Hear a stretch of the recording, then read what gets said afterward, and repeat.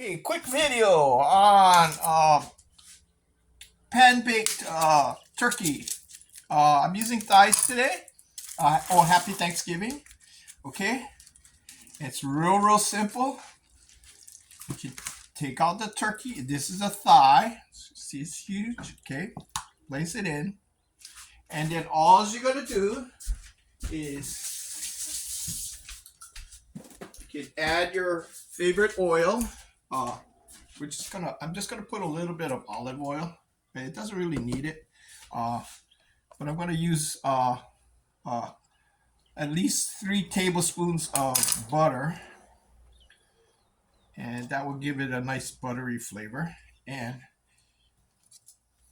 normally on a whole turkey, you rub it all around, but we're just gonna put it on top, okay? And then on the sides, don't have to worry about it. It's a real simple recipe.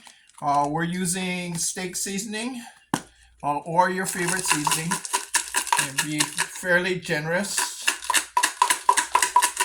Okay, most of the flavor comes from the skin of the turkey. So if you really want good turkey flavor, you need skin. So stay away from the boneless stuff. I mean the skinless stuff. And that's it. It'll have its own natural juices, which will concentrate when it bakes. And we're just gonna cover this. We're gonna put it in at 350 for at least 3 to 4 hours. Okay, and you will smell the aroma as it reduces.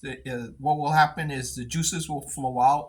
It'll boil and steam in its juices, and then mix with the butter and the seasonings, and then it'll slowly reduce until the gravy gets nearly dry, and then you'll smell the whole room will fill with roasted turkey smell. Okay, so that's it. It's real simple.